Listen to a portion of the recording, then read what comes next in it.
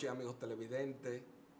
Al iniciar esta noche, pasado y presente, luego de un receso de prácticamente de 1 año y medio, volvemos de nuevo a tratar los temas trascendentes, los temas decisorios que tienen que ver con coadyuvar a que el hábitat geográfico dominicano sea más apto para la vida humana, como ha sido la mística y filosofía de este cenáculo histórico, y sobre todo tratar en parte, porque entendemos que uno de los problemas fundamentales que aqueja a la sociedad dominicana en la contemporaneidad es la falta de memoria histórica.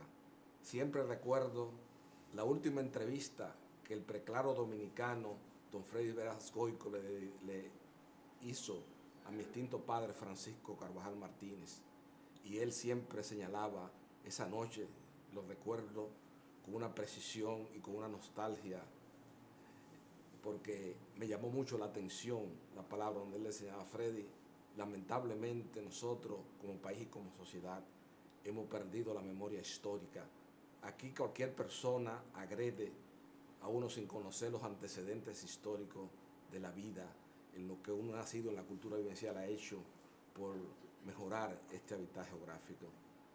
Esta noche, y como ha sido siempre desde mis primeras apariciones públicas ante el país, en compañía del historiador y periodista don Víctor Grimaldi, me acompaña ahora en esta nueva etapa de pasado y presente de manera permanente un destacado dominicano, y que, de acuerdo al criterio de mi tío de la vida, Rafael Eduardo Valera Benítez, tiene el mérito de haber sido de los jóvenes dominicanos que en un momento de nuestra oportunidad histórica, cuando había una juventud con una conciencia crítica depurada, cuando había una sociedad con otro tipo de valores, hubo un grupo de jóvenes dominicanos que enfrentó con valor, con dignidad, con decoro la tiranía de Trujillo, y cuyos nombres quedaron escritos con ribetes áureos en ese testimonio frente a la historia contemporánea nacional, como yo he definido muchas veces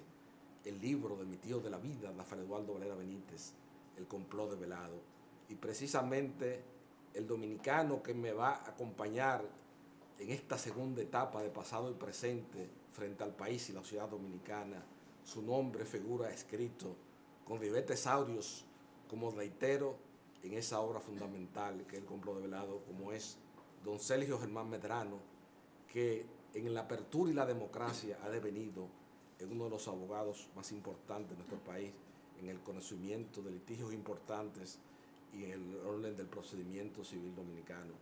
Con don Sergio Germán Medrano nos vamos a abocar en esta primera entrega de pasado y presente en su segunda etapa ante el país.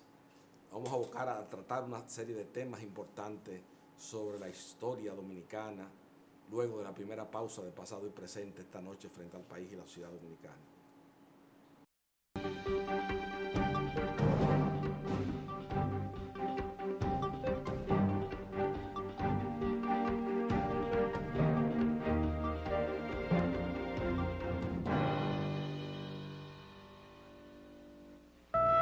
Para tener una mejor nación es preciso imaginarla distinta. Necesitamos un caudal de transformaciones. Nos viene bien un cambio de actitud. Asumamos el reto actuando con responsabilidad. La cita con la educación no admite demora. El amor al estudio empieza por casa. Daremos color a nuestros sueños, mostrando al mundo nuestros valores como pueblo. Grupo León Jiménez, por una mejor nación.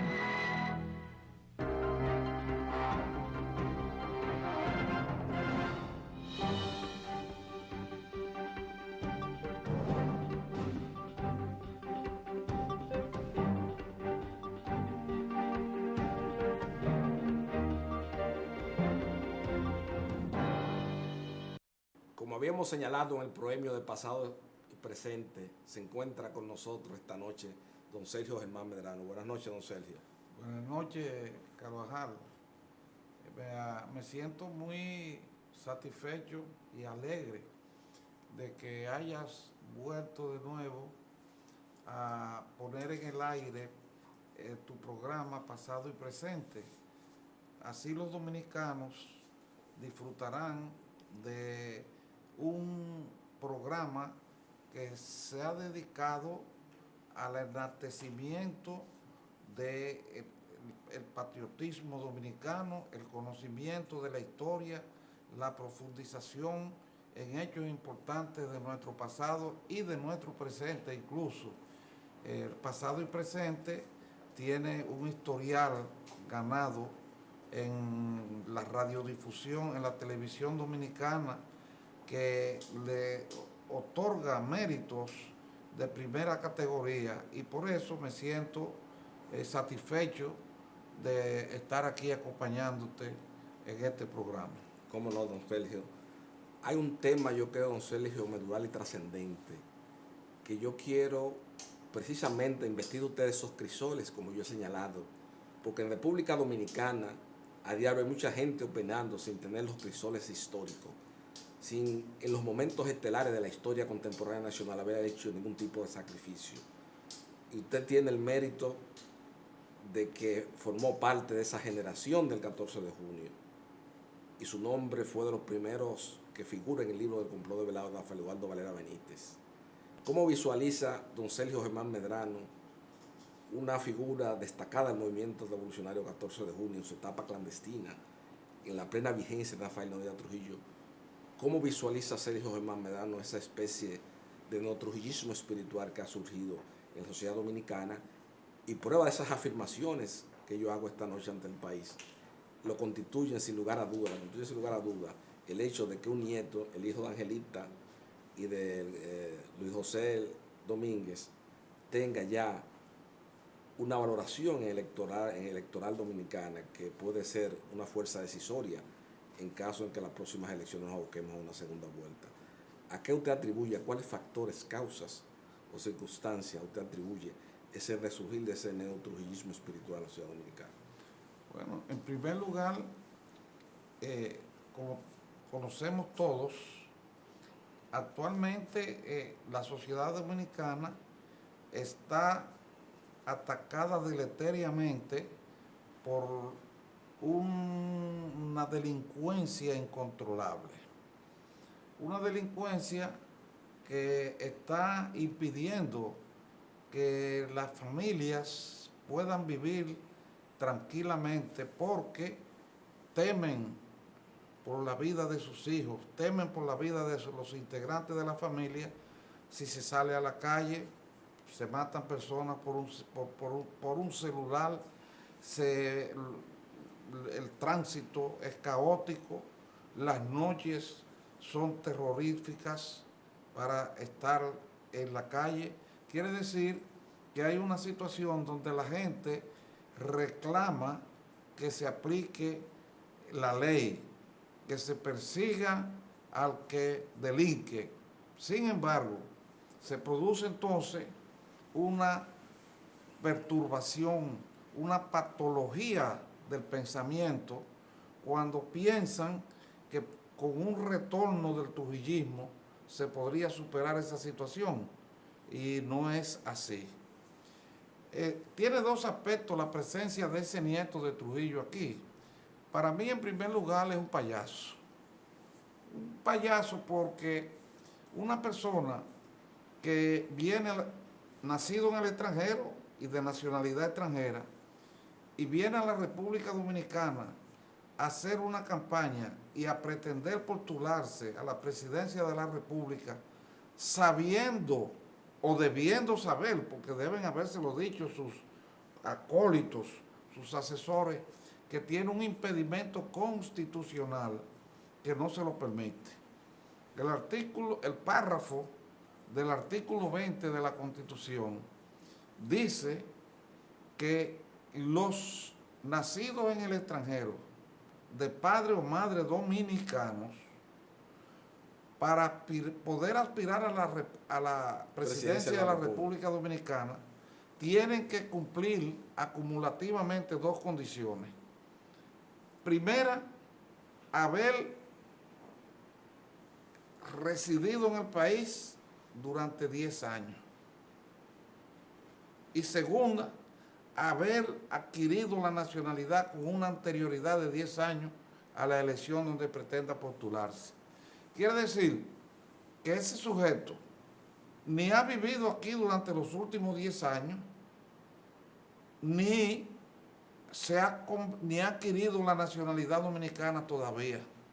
En consecuencia, si él pretende ir a las elecciones del 2020, está imposibilitado constitucionalmente. Está imposibilitado constitucionalmente para las elecciones del 2024, para las de 2028. Y si se nacionaliza ahora, sería en el 2032 cuando podría aspirar. Quiere decir que para mí, ese sujeto, ese individuo, es un payaso. Y es un payaso que no representa ningún riesgo, perdón, ni ningún peligro, porque no va a poder llegar a la presidencia por vía electoral por todos estos tiempos. Sí, don Sergio, pero hay un aspecto que yo quiero que usted destaque ante el país.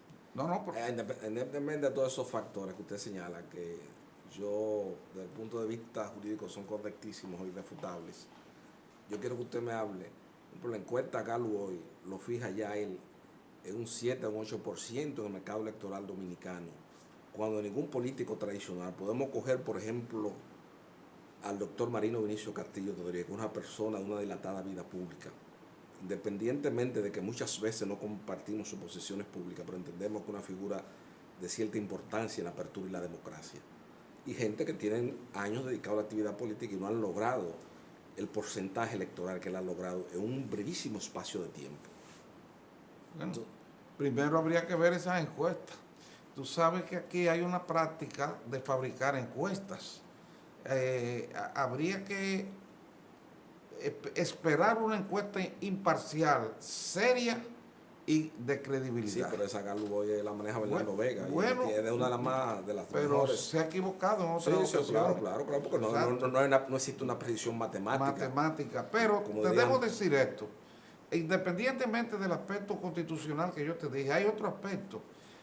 Los que postulan por una candidatura de ese individuo deben de saber que el régimen de Trujillo fue un régimen de terror, de muerte y de robo y saqueo de todos los bienes del Estado. Trujillo, como lo sabe todo el que ha estudiado la historia dominicana, se apoderó del Estado e hizo del Estado su propiedad. Todos los bienes del Estado eran bienes de Trujillo, comenzando por ahí. Aquí todo el mundo sabe que la empresa privada existía limitadamente en la medida en que Trujillo lo permitía, pero las principales empresas como el Central Río Jaina, la fábrica de aceites. Sí, pero quedaron en manos del Estado dominicano. Sí, no, quedaron en manos del Estado. A diferencia de la riqueza que ha habido en la apertura y la democracia. Perdón, pero espérate, pero eran de Trujillo. Eran de Trujillo y él los obtuvo del Estado. Y a la muerte porque Trujillo era un guardia de origen humilde cuando llegó al poder.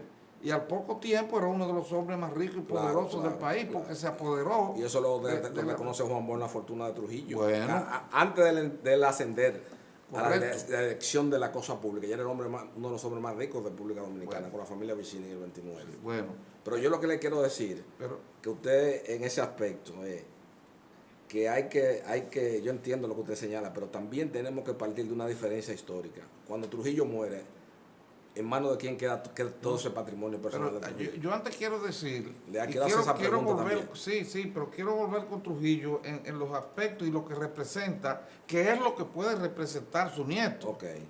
Eso es lo que va a representar. Okay. Entonces, además de eso, Trujillo emergió al poder asesinando. Del asesinato, ahí están todas las muertes, comenzando con Desiderio Arias y siguiendo así paulatina. Sí, don Sergio, pero por ejemplo, nosotros podemos decir, que eso, pero hay una realidad histórica no controvertida. Y usted lee a Víctor Medina Benet, a los responsables del fracaso de la Tercera República, de Lilia Trujillo, a Luis F. Mejía, y el caudillismo en la República Dominicana en Menaje Monclús, tenemos que reconocer, y como lo señala Juan Boy y Fran Moya por en breve historia contemporánea, que independientemente que fuese una dictadura, no, Trujillo tiene el mérito frente a la historia contemporánea nacional, que es el primer jefe de Estado que le da cohesión al Estado nacional, que tiene un control sobre toda la territorialidad. Y organizó el país, hay que reconocerlo, le dio continuidad en el espacio y en el tiempo, porque si vamos a la par, Concho Primo, ¿cuántos presidentes hubo en República Dominicana de 1900 a 1916? Pero óyeme, pero es una posesión negativa del Estado. ¿Para qué? ¿Para qué fue? Para su beneficio personal, para el beneficio de su familia y para suprimir las libertades públicas. Porque tú tienes que entender que bajo el régimen de Trujillo, aquí ningún dominicano era capaz de decir: yo vivo en libertad, yo quiero libertad, yo necesito libertad, porque le podía costar la muerte, como le costó la muerte a muchas personas. Claro. Una persona no podía hacer una crítica al gobierno porque le costaba la muerte, como le costó a muchas personas.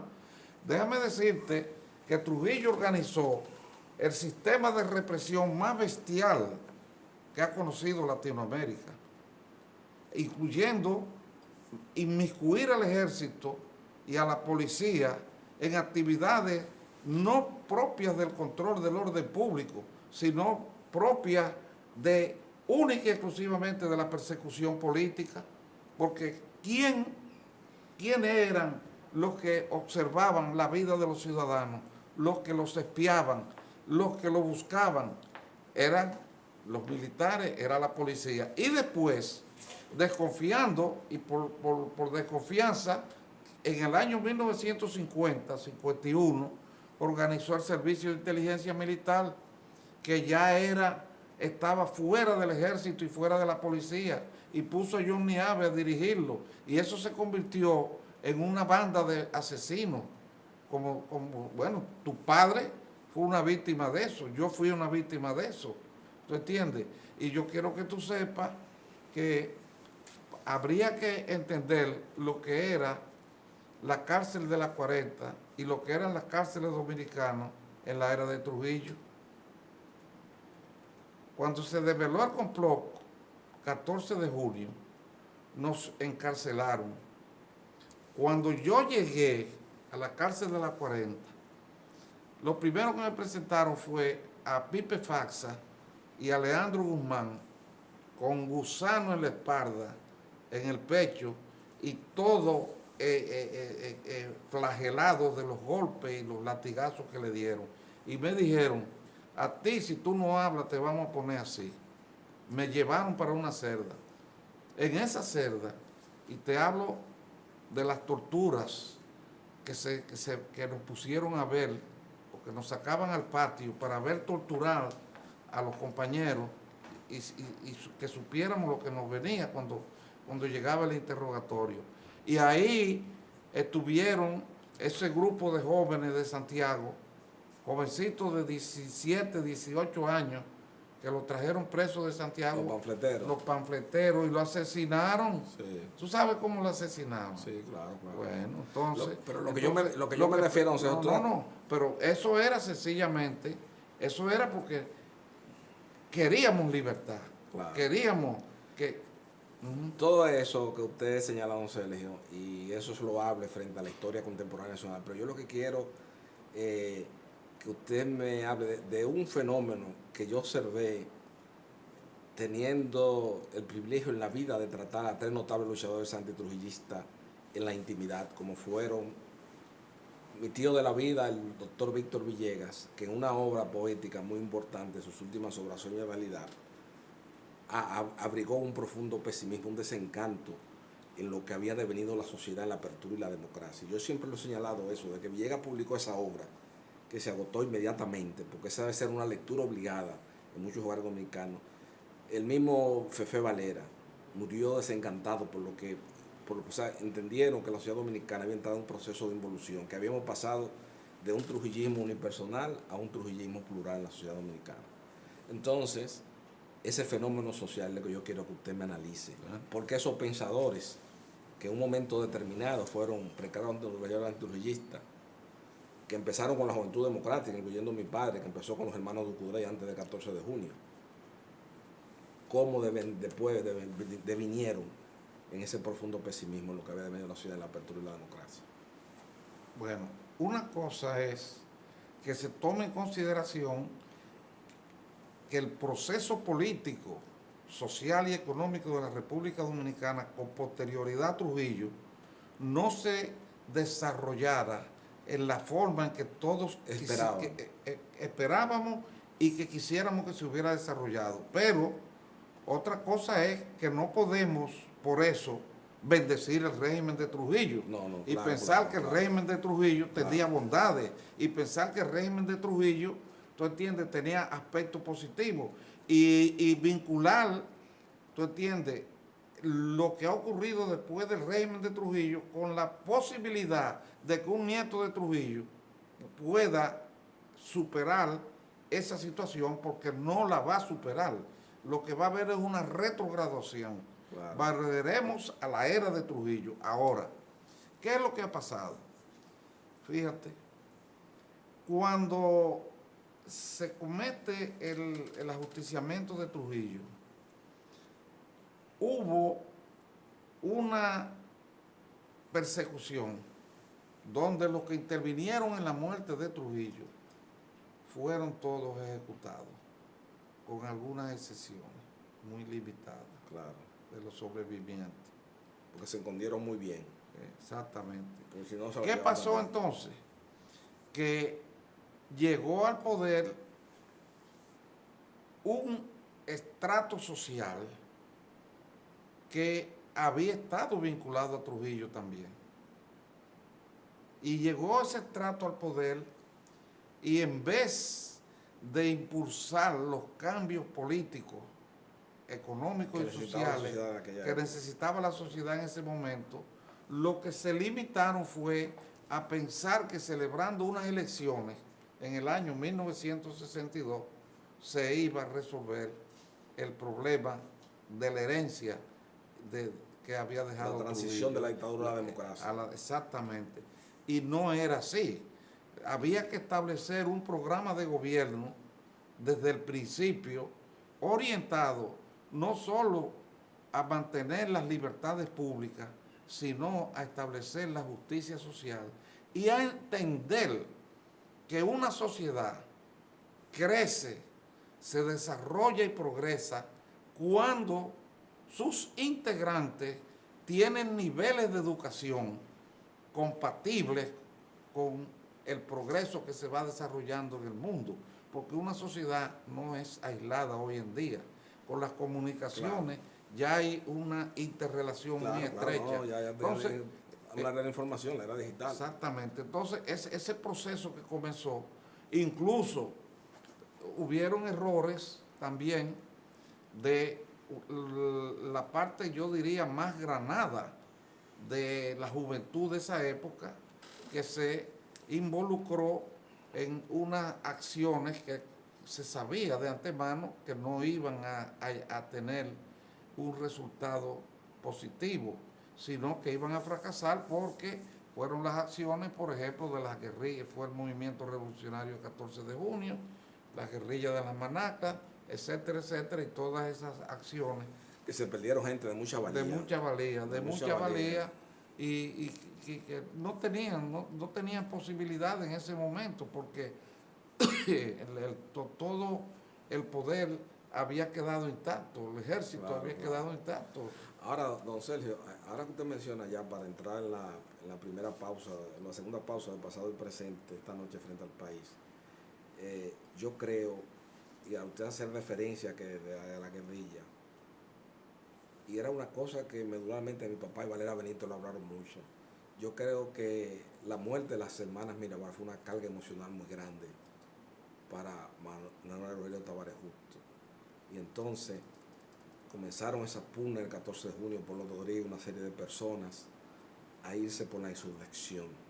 Incluso en un proceso histórico y judicial que no era un gobierno del 14 de junio que había surgido la democracia. Pero Manolo siempre tenía eso, que no le podía fallar a Minerva. Él decía eso en la intimidad.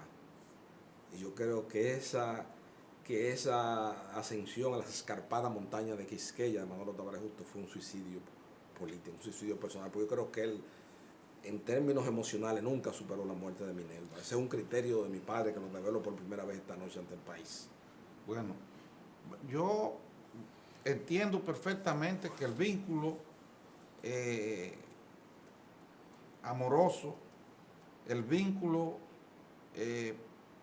sentimental, pero también el vínculo intelectual y el vínculo personal que hubo entre Manolo y Minerva fue muy profundo y admirable.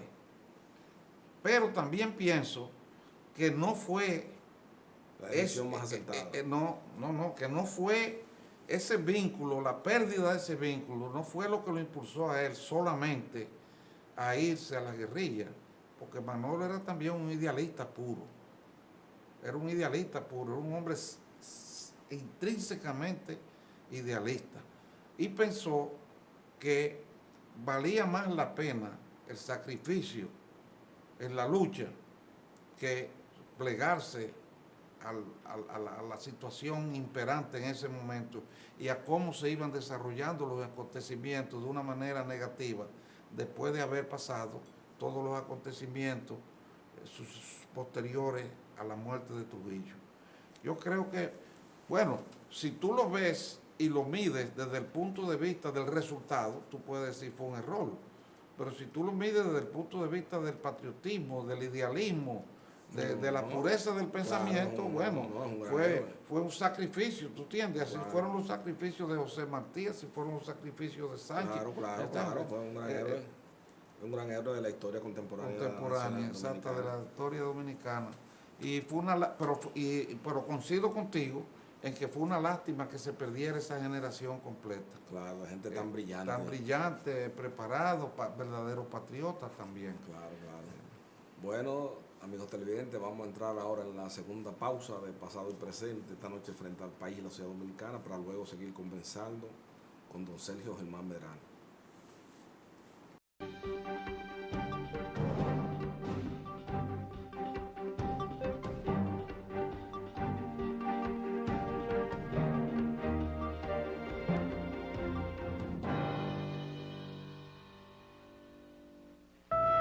Para tener una mejor nación es preciso imaginarla distinta. Necesitamos un caudal de transformaciones. Nos viene bien un cambio de actitud. Asumamos el reto actuando con responsabilidad. La cita con la educación no admite demora. El amor al estudio empieza por casa. Daremos color a nuestros sueños, mostrando al mundo nuestros valores como pueblo. Grupo León Jiménez, por una mejor nación.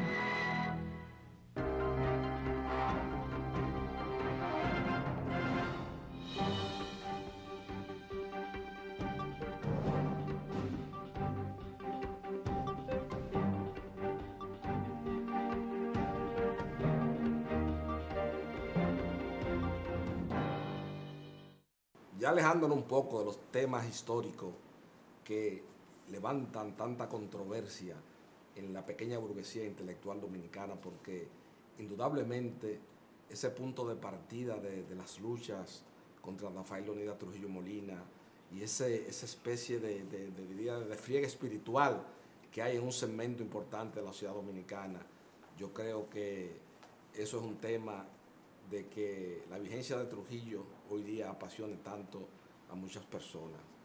No es casual que esta obra sea hoy día la de Hampton Wiesel Delgado, el libro de más éxito editorial en la apertura de la democracia, junto a Trujillo, un monarca sin corona, del antiguo secretario particular de mi padre, el doctor Euclides Gutiérrez Félix. Estos temas siempre de la historia contemporánea nacional van siempre a trazar de friega. Por eso quería que don Sergio Germán Medrano, porque como yo he señalado, independientemente de ser un abogado importante de litigio en la apertura de la democracia, tiene el mérito de haber sido un luchador antitrujillista, y con él me gusta siempre tratar ese tema. Hampor Huice Delgado, antiguo compañero de mi padre de la promoción del 53 de la Universidad de Santo Domingo y uno de los ejecutivos más importantes que tuvo el Central Río Jaina, publicó esta obra que se convirtió de la noche a la mañana en la obra de más éxito editorial en la apertura de la democracia, sin ser escrita por un intelectual dominicano. Tiene aproximadamente casi 14 ediciones y todas están agotadas. Es una obra fundamental para comprender la era de Trujillo. Y precisamente bajo el tema del Trujillo, vamos a tratar con don Sergio Germán Medrano un tema tangencial que durante la era de Trujillo, de acuerdo a muchos historiadores, fue enfrentado de una manera muy drástica, como es el problema migratorio que enfrenta la República Dominicana con respecto a Haití. Don Sergio Germán Medrano, ¿cómo te entiende como dominicano, investido de los crisoles históricos que yo le he señalado ante el país esta noche? ¿Cómo te entiende que la sociedad dominicana está enfrentando la problemática haitiana, soluciones? ¿Cómo te visualiza el tema haitiano a largo plazo y a corto plazo en la sociedad dominicana de hoy? Bueno, la situación entre el pueblo dominicano y el pueblo haitiano, porque ese es el cuadro que hay en la isla, es entre dos pueblos, porque a veces se pierde de vista que somos dos sociedades totalmente diferentes, tanto por los orígenes como por el desarrollo histórico. Y entonces, el hecho de que haya problemas serios, actualmente muy serios, con la cantidad de haitianos que hay en la República Dominicana, plantea interrogantes sobre cuáles son las soluciones que deben adoptarse para ese problema. En primer lugar, tú sabes que Peña Valle, Manuel Arturo Peña Valle, tanto en su obra La Isla de la Tortuga, como en un ensayo que hizo, titulado Orígenes del Estado Haitiano, hace una explicación bastante racional y bastante fundamentada en la interpretación de la bien, historia. Muy bien razonada. Exacto. Sobre el origen del Estado haitiano. Como eran todos sus escritos. Sí, exactamente, sí. Era un pensador de primer orden. De primero, profundo y racionalista. Y además dominaba el oficio de la lengua como escritura, sí, para transmitir ideas, porque leer a Peña Valle no solamente es asimilar conocimiento de historia, sino el placer estético que produce la buena escritura a un lector depurado. Exactamente. Entonces, tú sabes que el Estado haitiano se origina en hasta cierto punto en una pugna de intereses en Europa. Exacto. De las grandes metrópolis de la época. De la época, particularmente entre España y Francia. España, Francia e Inglaterra. Ahí intervinieron la corona de Isabel de Inglaterra, la toga del cardenal Richelieu y los intereses de los grandes comerciantes armadores holandeses que fabricaban todas las embarcaciones de esa época. Exacto, pero al fin y al cabo, lo que origina el hecho culminante de esas relaciones fue la matanza de haitianos por parte de Trujillo en el 1937. Trujillo, un hombre malicioso y de mala fe, hizo con Estenio Vicen un acuerdo, un pacto para delimitar la línea fronteriza y la estableció, pero al mismo tiempo cerró la frontera militarmente y exterminó bestialmente en un crimen, un genocidio censurable, claro, unos 20.000 o 30.000 seres humanos, pues como fueron esos haitianos.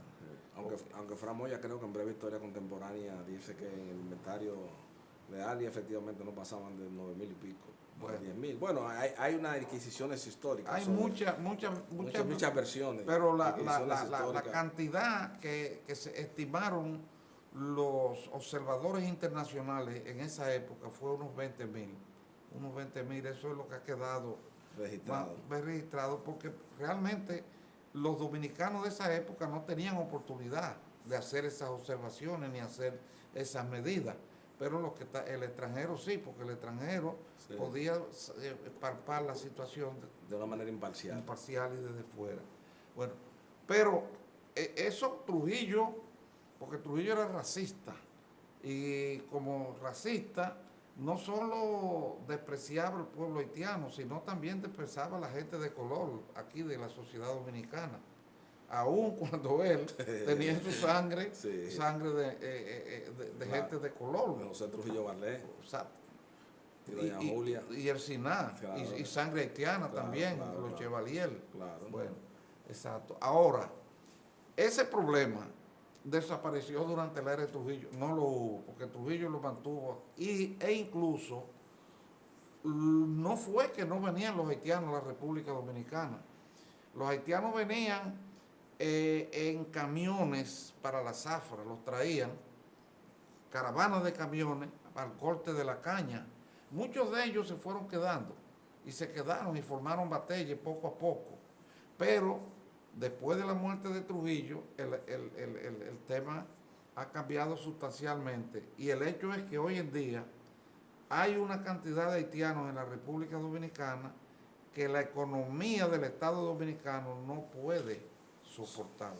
Esto no es una cuestión de racismo, ni es una cuestión de pensar en términos de que son seres humanos o de no son seres humanos. La cuestión fundamental es que el Estado Dominicano tiene que darle vida y condiciones de vida a sus súbditos, a los dominicanos, no a los extranjeros. No es cuestión de que sea haitiano, no es cuestión de que sea francés, no es cuestión de que sea italiano o uruguayo. Es cuestión que tú tienes en primer lugar que resolver los problemas de tu casa antes de resolver los problemas del vecino. Si tú no le das de comer a tus hijos, si tú no le das de comer a tu familia, entonces, ¿qué es lo que va a pasar? Tu familia va a perecer y la del vecino va a vivir. Y eso no es una cuestión lógica, ni es lo que está en el orden, ni siquiera en el orden divino. Exacto. Está eso. Ahora, lo que se llama la invasión haitiana es constante. Es constante, déjame decirte, es constante y está tomando una característica que puede en cualquier momento crear conflictos masivos. Porque debo decirte que, por ejemplo, en un 27 de febrero, en un barrio de Baní, que se llama el barrio Santa Rosa, unos haitianos elaboraron bajaron una bandera dominicana y subieron una bandera haitiana. Una multitud de personas comenzó a organizarse para ir a ese barrio. La policía intervino, quitó la bandera.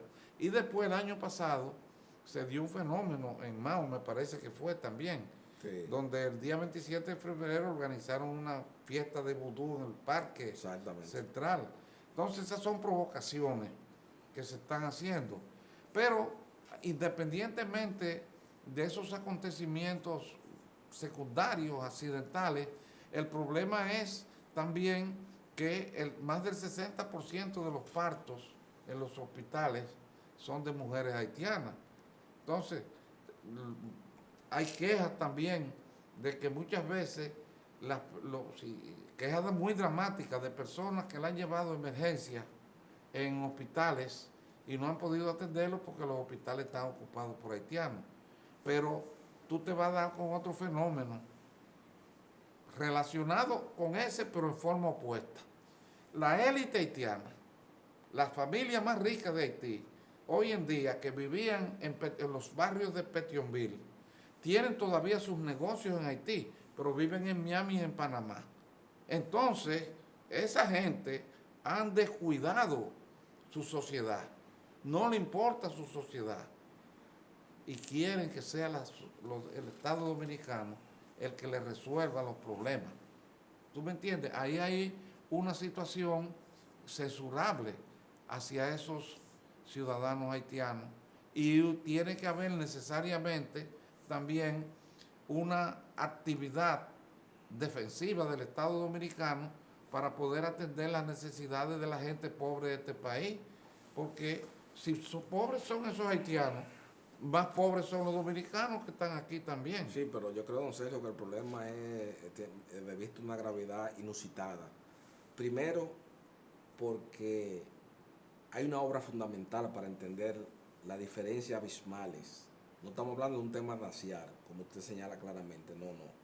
Porque aquí en República Dominicana, toda persona que trata de hacer una defensa a esta vista geográfico, hay una reminiscencia del periodismo dominicano que se formó en la falsa izquierda, como diría Juan Isidro Jiménez Grullón, que automáticamente lo tilda de que usted es una persona racista, que usted es una persona que se opone. Entonces, pero la instrucción, el conocimiento de la historia. Hay una obra fundamental que es de James Le Bourg, El pueblo haitiano. Se publicó en la Universidad de Yale en 1947, que luego en los años 80 la Sociedad de Bibliófilos de la República Dominicana hizo una edición.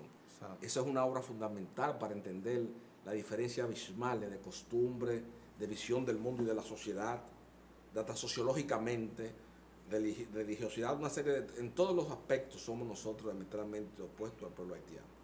Y es un pueblo que nosotros, yo creo que y en eso, las últimas administraciones del doctor Leonel Fernández y del señor don Danilo Medina, yo creo que haciendo un análisis de historia, no desde el punto de vista político, porque esto no es competencia de atribución de pasado y presente, nosotros nos abocamos nada más simplemente a tratar los temas históricos. Yo creo que también ha habido cierto temor, porque las administraciones del PLD han tenido miedo de enfrentar con seriedad y consistencia el problema haitiano, porque hay un destacado comentarista dominicano, como el doctor Julio Jacín, que dice, y yo estoy de acuerdo con él, porque demuestra la profundidad de su pensamiento y el sentido común que tiene, cuando él señala que el haitiano que está allá en Haití es porque no quiere estar de este lado.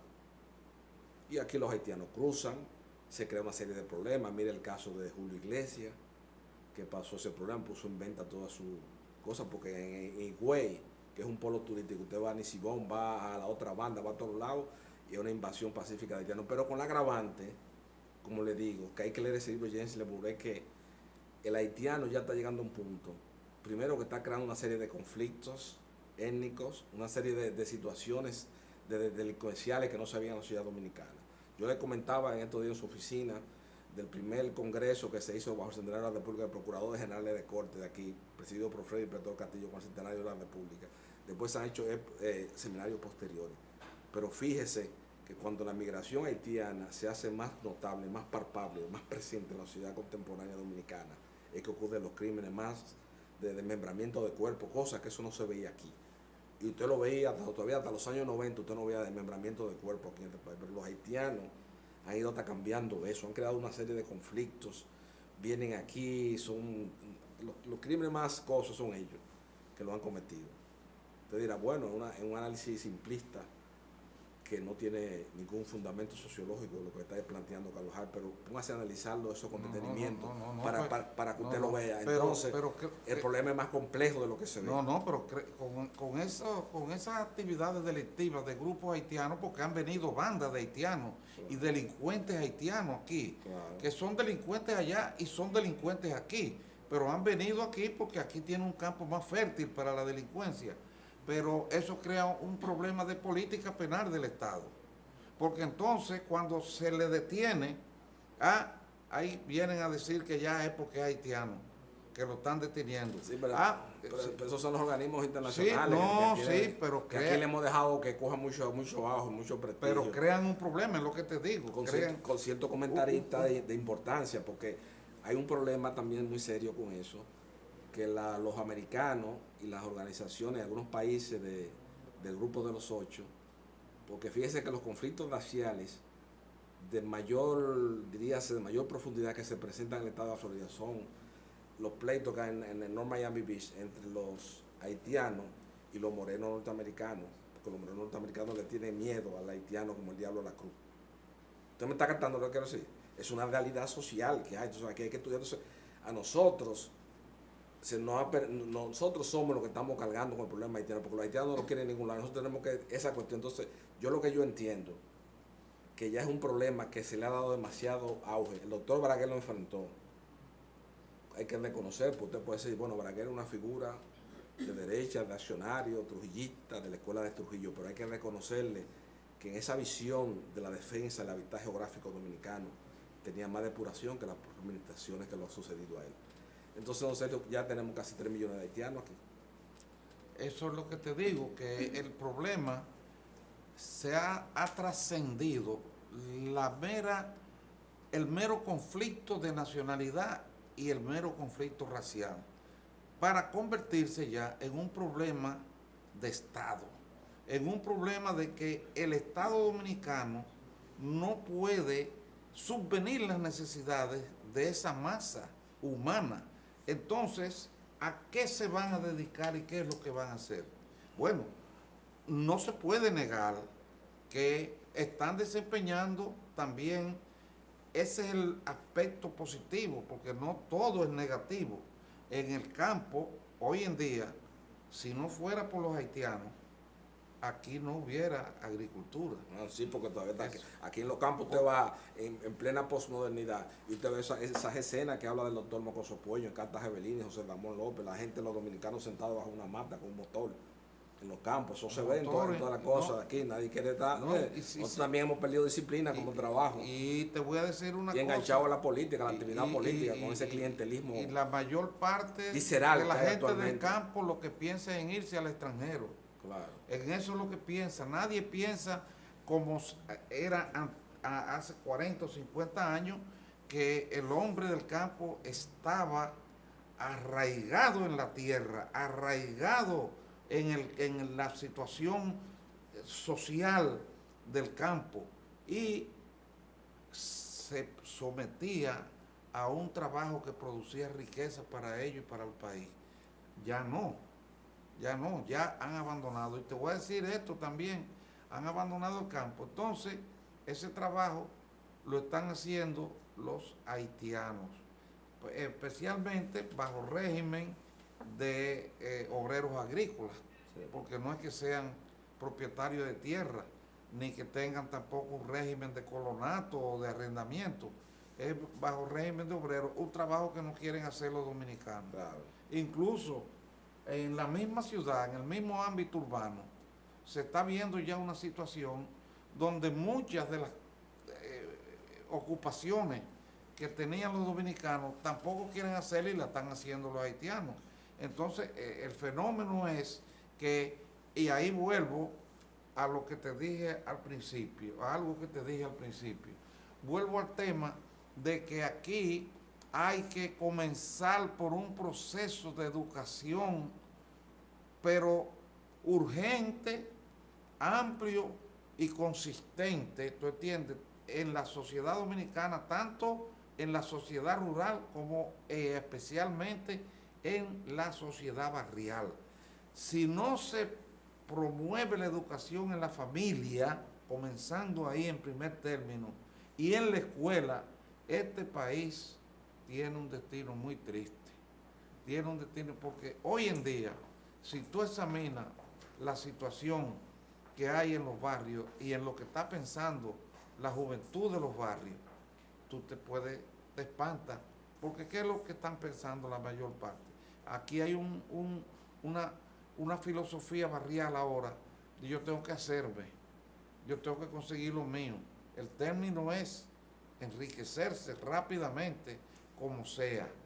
Entonces, si tú piensas en que esa situación va agravando el problema haitiano, ¿tú entiendes? Porque el efecto de demostración de la riqueza fácil de los partidos políticos, la apertura y la democracia, bueno, sí, es una consecuencia de eso. Y el tráfico de drogas. Y el cambio, fíjese también la misma, el proceso de evolución es tan marcado que hasta en aspecto de la música, fíjese toda esa música urbana que está de moda ahora, sí, que al fin de cuentas eso no es más, como dijo una vez Pedritín Delgado Malagón, la música popular dominicana actual es un reflejo de la crisis del alma nacional.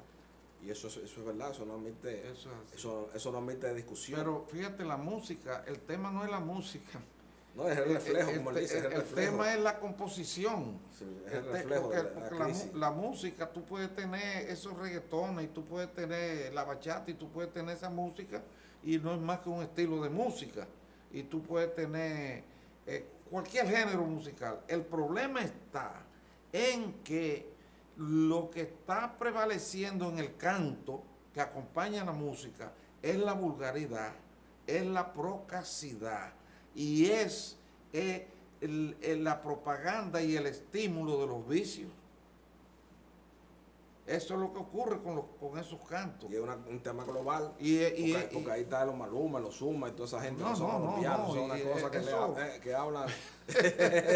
Cuando tú ves esos grupos en la televisión, es una cosa. Oye, una cosa que sale infernal, sale como si es una escena infernal, una escena que tú no le encuentras razón, ni le encuentras sentido de ninguna manera que tú se lo busques. Especialmente el canto y obviamente el baile es también parte de ese reflejo. Bueno, no, son monos. Los brincos son de monos, los saltos y los movimientos son de monos, Sí, así es que se ha llegado a un punto donde la falta de valoración de lo que en la vida significa la cultura, lo que significa el arte, lo que significa la esencia nacional de la música, por ejemplo, el merengue, la salve y esos tipos de música, el bolero, ¿tú entiendes? Todo eso ha sido sepultado por esa música espantosa. Así mismo. Entonces, tenemos que iniciar un cambio. Hacer una catarsis, profundo, una introspección social.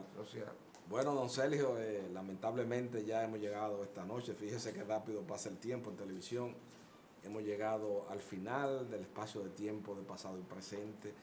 Yo creo que en la sociedad contemporánea, y así lo anunciamos, para la próxima semana, don Sergio Germán Medrano y yo, si el Señor lo permite, nos abocaremos a un tema fundamental que es la reforma procesal civil en la sociedad dominicana. Nosotros, a la Universidad de la Luz, nos hemos metido en muchas legislaciones apresuradas que lo que han hecho que han trastocado el ordenamiento jurídico dominicano. Y nosotros, desde pasado y presente, y con don Sergio Germán Medrano siempre acompañándome, nos vamos a convertir en una especie de centinela para que las futuras reformas procesales que se aboque la sociedad dominicana no sea con ese patrón predominante donde hemos hecho un copismo, una falta de originalidad y autenticidad y donde hemos muchas veces renunciado a nuestras raíces jurídicas.